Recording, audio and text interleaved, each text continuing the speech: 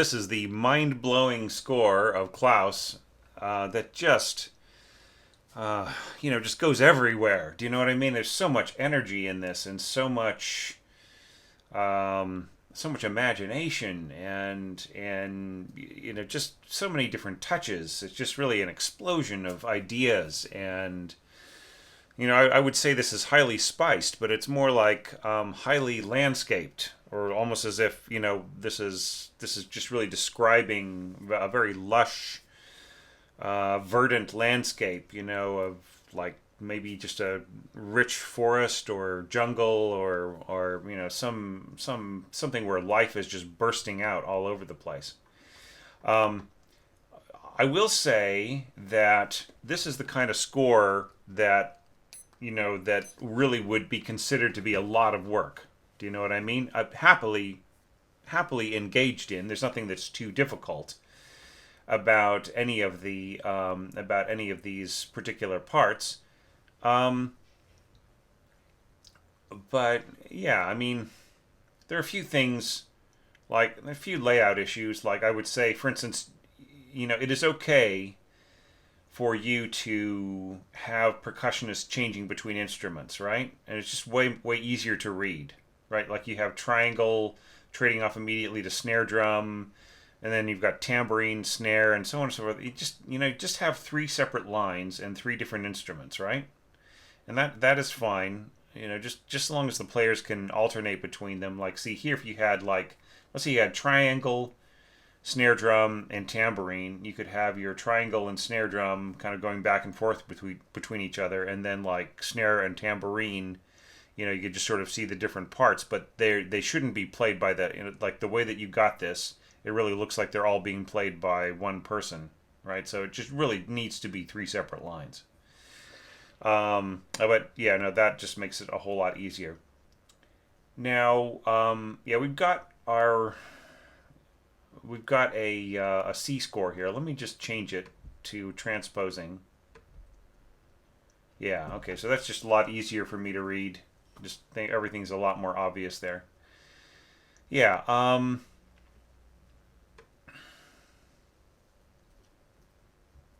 yeah, I mean, it all works pretty well. And look, you've got that harp glissando plug-in. That's brilliant. Works really great. Yeah, and then yeah, that snare drum roll. Oh, just so many cool things. This is going to be a big fat sound here. I hope you know. You don't have to mark A3 twice, right? Like I guess you probably left that in when you were copying and pasting that bar, right? But yeah, just try to clean some of that stuff up. A2 horns. I don't know why you're starting with the lower staff first, right? I mean, if you want a really secure entry here, you would have the first and third horn. It's like, because this is um, this is like a strong melodic entry, right? So rather than team up the first and second, it would be better to team up the first and third, and then have the second and fourth come in. It'll end up looking like exactly the same thing. You would just like write, 1 and 3, and then like in the next bar, A2 on both parts, right? So that's probably the securest way of doing it. But having 3 and 4 is like the least secure way of doing this, because the fourth player, is, I mean, they'll all be equally good, hopefully, but that's the iffiest possible decision, right? So it would be better to have like first and third starting off, and then just having the second and fourth join them, right? Yeah, and pretty much this all works pretty well. There's just like some terrific stuff happening in here, like right in here. The patterning of the parts just became this beautiful push and sweep upwards, right? I'm not so sure if this kind of slide downward is going to work all that well, but I mean, it didn't really mess with things too much, but it is a kind of a strange. I guess you're sort of trying to do a contrast of direction, or a contrary direction to the upsweep of the harp, but still, right here, you could just have a single like a, you could have done this. Um, sorry, I thought I'd selected that. Sometimes it's hard to get these. You could have done that with your glissando, like had this. You didn't have to like reduce it down to a 16th pitch because they're all arbitrary. All those pitches are arbitrary to a certain degree, right? You could have had a dotted quarter note on there, and it's just cleaner and just easier to read, and it means exactly the same thing on your roll. But yeah, just like you notice, like I'm not taking issue very much with and your orchestration, really. I mean, because it's just, I mean, it's wild and woolly, and it just, it works in very strange and satisfying ways. Yeah, you don't need to write solo here, right? Because like solo means to bring the part out in front of the other players, and what you want here is a blend, right? You want the first oboe to blend with the second flute, right? So you don't say first, just write one period, right? That's all you need to do because like there's no, I mean I don't see the sense of this really being a solo part, right? And when if something is doubling something else, then it is no longer a solo. It doesn't matter what you do. You've already just sort of taken away that instrument's ability to solo, right? So just yeah, just one period is all you need right there. So yeah, whew, I mean, just such a titanic score with so much going on. This was pretty well done in here. Don't write first, just write one period. Okay, that's all you need to do. All right, just one period. And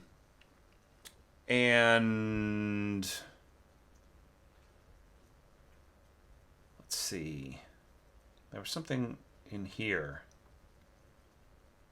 that I wanted to talk to you about. I know, it's all good. It's all good.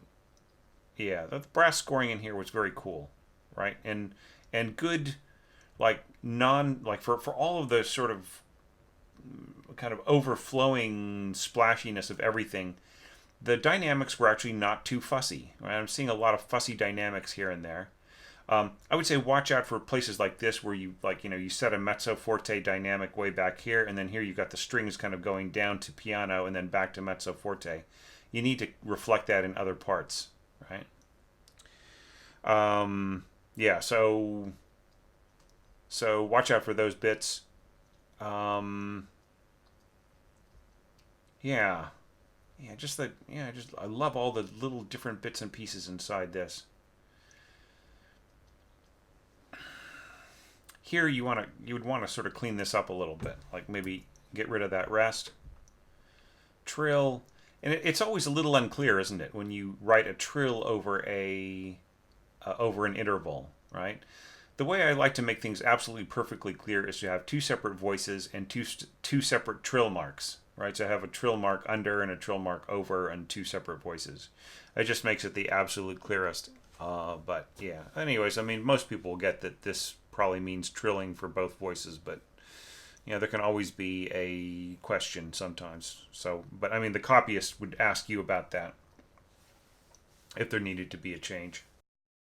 So we go back to the original theme, and kind of nice, sort of almost patchwork approach, and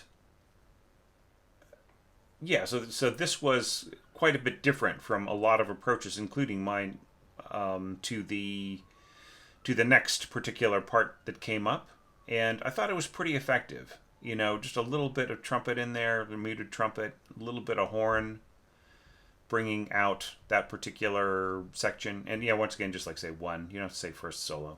Just say one period. I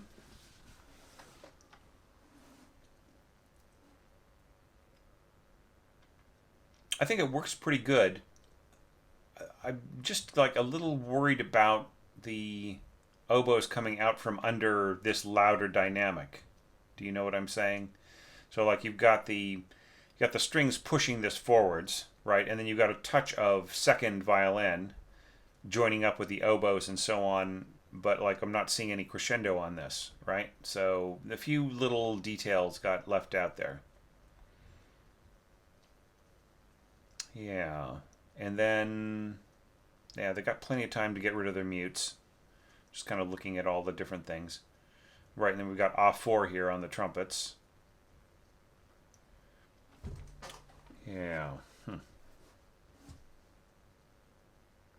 Okay, so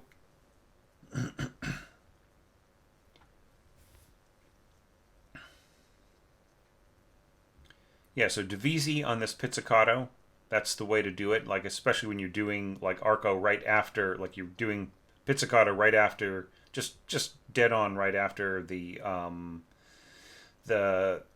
if you're doing pizzicato right after the arco passage, just right into it. I mean, it is possible. It's yeah, my instinct here would be to bring this out, right? But it's fine. Yeah, and this all works fine. The harp, that stuff. Not really sure how much this will be heard. Right after the this little melody here in the brass. Right, this is going to be fine.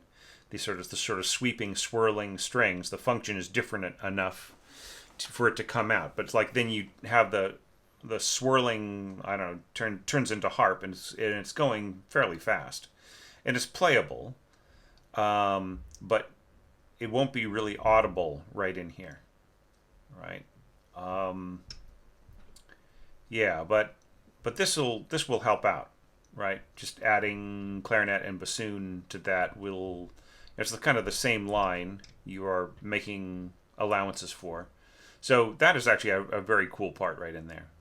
Uh, yeah, just and then some of this is kind of more standard scoring with the winds and strings cooperating and kind of like a horn pad giving over to like the heavy brass, lower heavy brass in the next bar. So this all works pretty well. Nice warm sound in here, and that will all be good. Now you are just working your timpanist. He's just really doing a lot of timpani in here, and so far it didn't really seem like it was getting very old, but we kind of have to ask ourselves how many timpani pitches do we have here. Okay, so we've got A and E, we've got F and B, we've got G, and we've got A. So that's just a lot of pitches, right? So you're gonna have to figure out how which pitch is played where, and whether or not some of these pitches could be played, could be covered by the same drum, right? So like the same kettle without having to swap over or anything like that. So yeah, you just you might be. I mean, some timpanists will just say, "Oh yeah, I'll just set my A and E to F and B, and then I'll just switch them right back right here." So that would make a lot of that possible. And then you still have your G up here, but like there's not a whole lot of time to change this G to an A, and so on. So right, just like you might need to economize. Like why does this A up here need to be up here? Why not down where it was before, right? So anyway, just those are some things to think about. I mean, I'm sort of picking away at a little, maybe unimportant issues now and again, but it's just because like there really isn't a whole lot to take issue with. It's the kind of thing that you just sort of you would need to do in order to make your score ready for the stands. It's just about ready. But there's just a few sort of strange things like first solo when you just mean the first, like if you just mean the first player, you just write one period, right? There's just a little, couple weird things like that. And that just takes us to our sort of mini apotheosis here. The sort of abortive,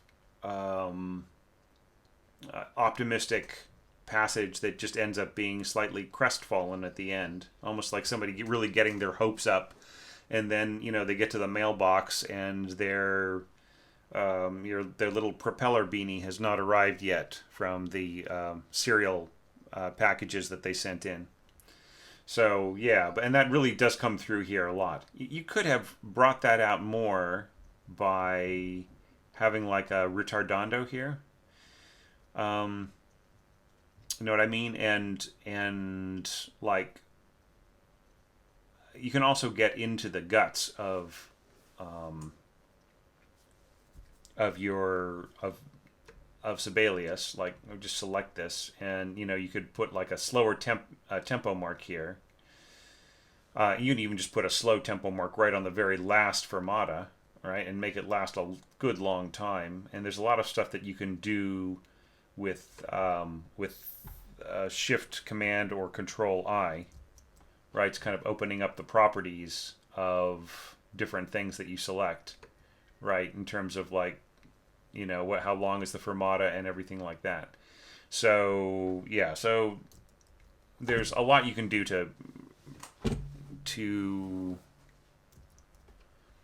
adjust your playback if you need to, right? Or just even to kind of think about it. I have to say that using the playback on my notation app is usually more about checking whether or not pitches were wrong and to like think about tempos, right? And I've gotten fairly good, as you might have seen from the lecture. I've gotten, all right, I guess, at like adjusting the different tempos of different passages so that I can kind of like, and it's kind of good to hear that not just in my own head, but like from the outside too, because that's one thing that I think I'm a little subjective on. Um, there's an aspect to ear training where people try to memorize tempos, and it is something that you can do. You can get the feel of like you can figure out what 72 is and what 120 is and what 144 is.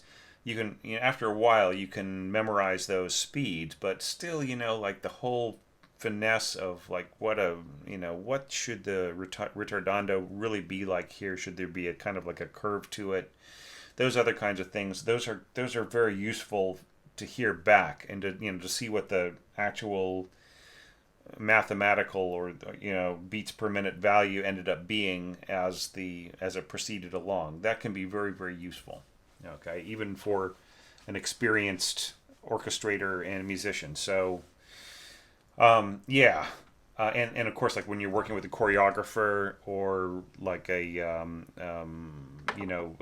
team that is doing some kind of musical theater or some dramatic production or a film score, where you've got like you've got a tempo map and so on. Those just really, really critical. Yeah. So this all works fairly well. The one thing that I would say about it is that bass is just so heavy. It is just massively heavy. You got forte accents in the lower strings. You've even got octaves divisi in the basses.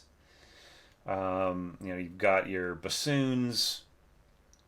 You've got bass trombone and tuba just plugging away at it down there, and so it just really just it is very stompy right in there. So you might ask yourself whether or not that's all just all of that bass is really needed right there. But like the basic idea, the harmony and the telescoping of the dynamics, not telescoping of parts, but telescoping of dynamics, like the diminuendo and everything else. I mean, it could have come down a little bit further in, dynamically a little bit. And this is a little strange. You're sort of shish kebabbing your dynamics, right? So, you know what I mean? Have a destination dynamic. Sort of like that. Or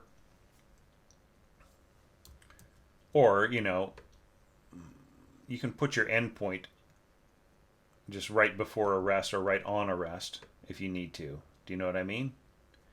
And the Sibelius playback will sense what the next it'll register what the next dynamic is. But I mean, really, that much decrescendo to mezzo forte, it's just really almost nothing. I mean, I always feel like this is a good place to go down to mezzo piano or whatever, just to really kind of make it a little bit more subtle and make a more of an emotional color here. But anyway, so that's those were the things that I saw in your score, Klaus. I think it's a really great score, and and I just really enjoyed listening to it. I'm really glad that you shared it with this challenge, and wow, I just I can't imagine what you will be able to do with the next with the next challenge that we have in 2020. But I bet it'd be something pretty amazing. So thanks so much, and now please join me as we go and take a look at the 10th and last of the 10th Patreon entry and the last of the semi-brev entries for the 2019 Orchestration Challenge.